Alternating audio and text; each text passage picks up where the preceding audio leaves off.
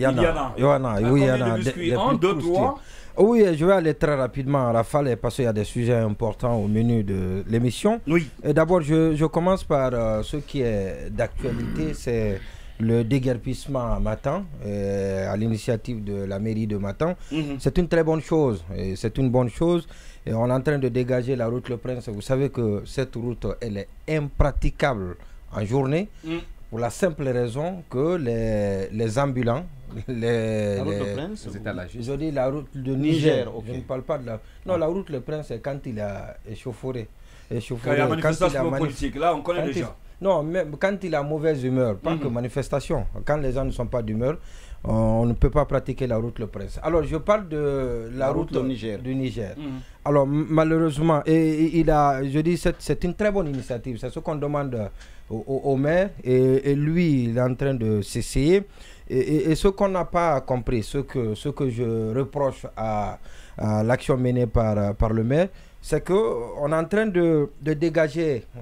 Comme en excuse, c'est pas péjoratif le terme, mais c'est plutôt ce qu'il faut utiliser. On est en train de dégager les femmes, les ambulants, les petits commerçants, les étalagistes. Voilà, donc on est en train de les enlever là où ils sont, dans la chaussée, et puis voilà, donc là où ils occupent la route, pour les mettre devant les boutiques. Donc sur les trottoirs. Et ça, c'est différer le problème. C'est en quelque sorte différer le problème, ce n'est pas de trouver la solution. Alors, si vous avez décidé de déguerpir, vous devez complètement les enlever pour libérer non seulement la route, mais aussi les emprises.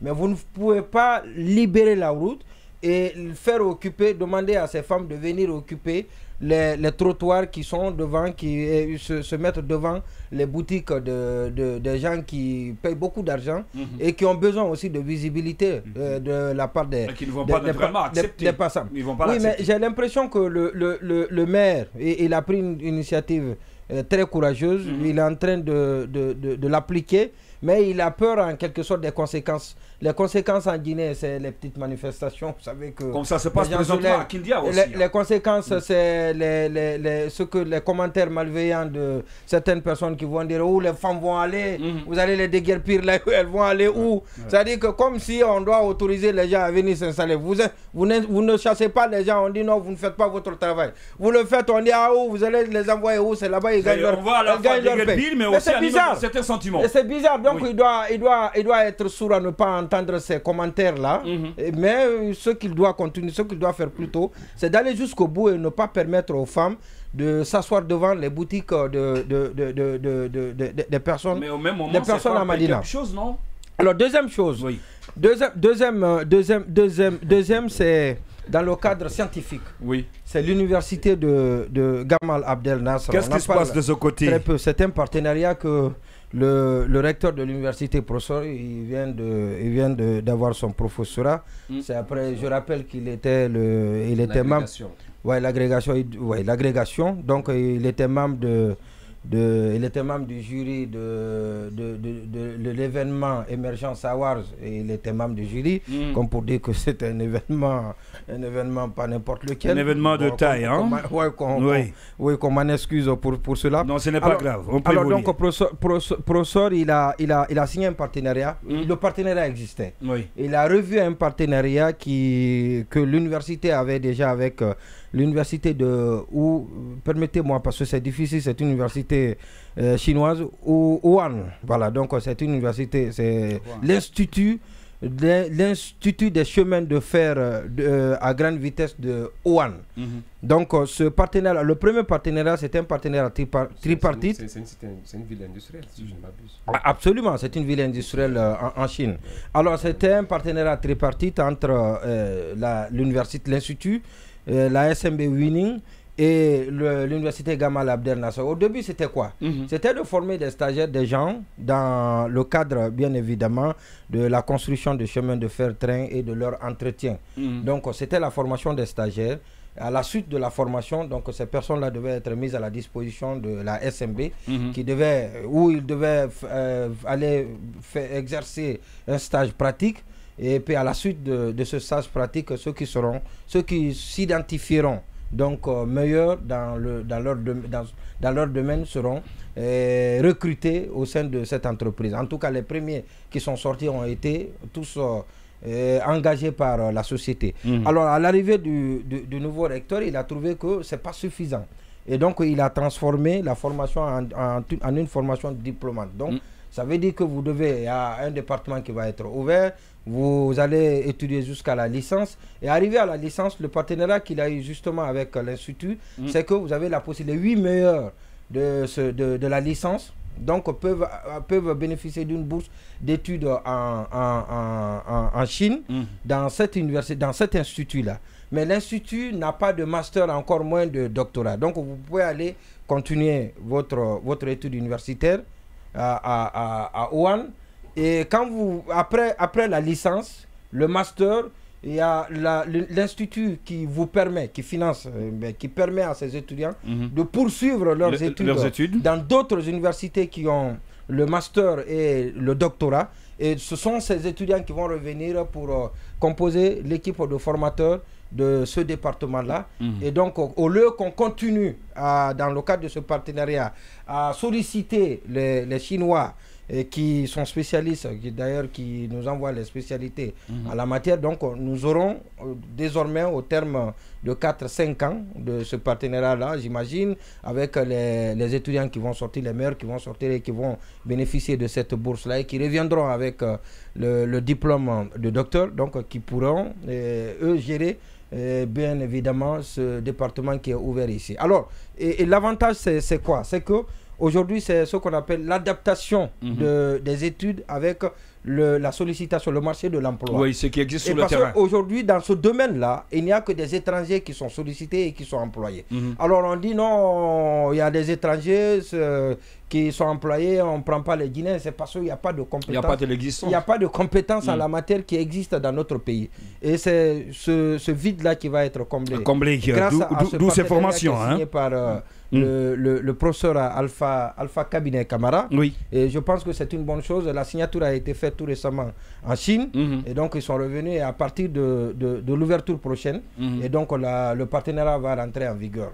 Le partenariat va rentrer en vigueur, oui, Habib Marouane. Sur ce, je pense qu'on devrait rester sur la première configuration, c'est-à-dire trouver les meilleurs étudiants ou ceux qui ont été admis pour la formation, mais aller jusqu'à l'idée d'ouvrir un département, je pense que c'est très tôt. Pour un pays qui a combien de chemins de fer, je pense que la vision... Il y a le transguinéen qui est en construction, il y a d'autres chemins de fer commerciaux qui vont être construits. Il fallait peut-être commencer, il faut prévoir, commencer la formation, mon cher frère, former les gens d'abord avant de penser à l'ouverture d'un département. Il y en a d'ailleurs le besoin. Oui. Le besoin existe déjà.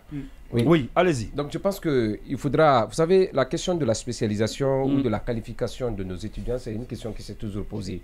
Mais il y a un problème entre cette inadéquation entre l'offre et la demande. Aujourd'hui, ces sociétés minières offrent quel service, notamment dans le domaine des chemins de fer aux Guinéens, parce qu'il faudra voir la proportion, il faudra voir l'offre qui est là, l'enveloppe qui est destinée aux Guinéens. Combien de Guinéens aujourd'hui veulent aller vers cet apprentissage? Je pense que la meilleure option était de recruter parmi les meilleurs, les former d'abord, avant certainement d'aller vers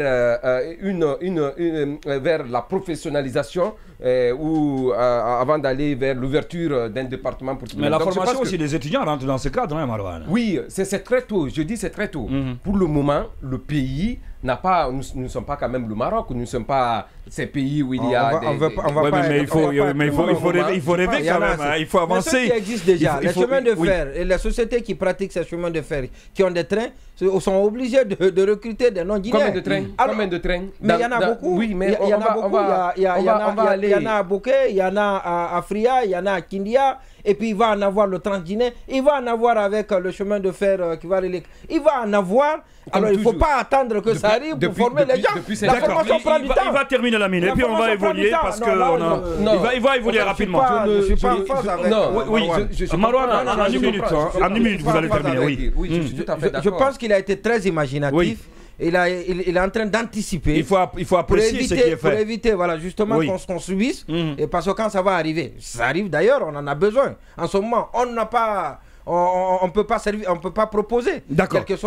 D'accord, vous avez compris là. Il faut encourager quand même ce qui est fait, Marouane. Dans le domaine des métiers professionnalisants et dans le domaine des sciences professionnalisantes, je pense qu'aujourd'hui notre pays, qui est un pays en chantier, a beaucoup plus d'électriciens qualifiés, de plombiers et puis des charpentiers. Aujourd'hui, combien de Guinéens sont formés sur le tas? Vous prenez aujourd'hui, est-ce que notre pays a besoin de jeunes qui ont un savoir dans le domaine des chemins de fer? Je ne pense pas.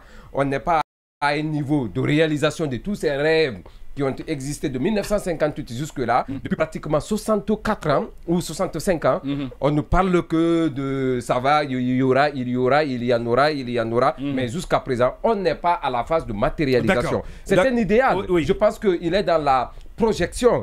Je ne vois pas de mauvais en soi. Hein. Mais pour le moment, je pense que ce qui était meilleur, c'était de trouver les 8 meilleurs de la faculté ou du département. Envoyer ces gens-là une formation pour qu'ils puissent servir non seulement, parce qu'on parle d'abord d'un recrutement d'une phase de stage. Après la phase de stage, c'est de voir la phase d'embauche. Est-ce que les sociétés vont maintenir ou recruter ces gens-là? Parce qu'il faut voir aussi le besoin des sociétés. C'est pas parce qu'on est dans la projection, on doit avoir le transport, on doit avoir ceci. Il faut ouvrir toute une académie ou tout un département pour les chemins de fer. Je pense que on a besoin d'avoir des plombiers. On a besoin d'avoir des plombiers. Oui, c'est moi, c'est justement par rapport à son premier biscuit. L'éternel déguerpissement dans notre pays, je pense que c'est d'abord un signe d'échec des autorités en place. Vous vous imaginez, partez un peu vers Anko 5, de la cité Anko 5, vous redescendez. C'est-à-dire il y a des endroits, on connaît les jours. C'est-à-dire quand ce jour arrive, ça devient une sorte de gare routière ou tout au moins ça devient... C'est un marché hebdomadaire. C'est-à-dire les véhicules même, vous laissez carrément cette partie de la route parce que vous... Mais par là, et même au niveau de Colomba, c'est-à-dire vous venez, même l'autre voie même, parce que cette voie, justement, une heure avant, mais c'est extraordinaire. Mais bien sûr, il y a le camion qui se gare, qui est en train de descendre les marchandises, les autres, les étalagistes sont un peu partout, ça se passe au vu, au su de tout le monde. On s'attaque souvent à l'effet, on laisse la cause et après, on est là encore. Il y a eu combien de déguerpissements sur l'axe au niveau de la cité Anko 5? Le marché partait maintenant. Finalement, vous voulez vous stationner, il n'y a aucun endroit possible. Et après, tous ces gens-là payent le soir des taxes pour justement occuper l'espace-là. Je crois que cette démarche du maire de la commune de Matam, par exemple, si on peut saluer l'acte, mais en amont, est-ce qu'il y a eu véritablement de communication? Parce qu'il faut quand même... vous ne pouvez pas tomber sur les gens à bras raccourcis. Même s'ils sont dans l'illégalité, c'est un fait social, c'est un fait de société. Et quand c'est un fait de société, il faut beaucoup miser sur la démarche, la sensibilisation. Il faut dorloter les gens. C'est après, le bâton peut intervenir. Mais quand vous venez un beau matin et puis vous n'avez pas un plan pour recaser ou tout au moins... Qu'est-ce qui vous dit qu'il n'y a pas eu de la sensibilisation? Ça explique cette manifestation, ça explique... Il y a eu beaucoup d'agents qui ont été blessés. Vous le savez, c'était une véritable violence à ce niveau-là. Quand vous demandez les gens, on dit non, on ne nous a pas prévenus, on est venu comme ça et puis on ne peut pas rester ici, on ne peut pas... Non, ça ne marche pas, même si l'État a raison. Mais à un moment donné, il revient à l'État de faire en sorte que la démarche soit aussi humaine, c'est important. Même si ces femmes sont dans l'illégalité, mais c'est là-bas quand même elles gagnent leur vie. Elles risquent certes, mais il faut donc les faire comprendre. C'est ce qui a fait qu'on a été obligé de mettre des murailles à un moment donné, au niveau de certains marchés et tout. Tout ça, ce sont des décisions pour éviter non seulement que la situation dégénère, et après, vous devriez avoir un plan. Vous dites, bon, vous quittez ici, vous pouvez venir de ce côté-là. Ou à défaut, dites-leur en tout cas les mesures que vous êtes en train de prendre.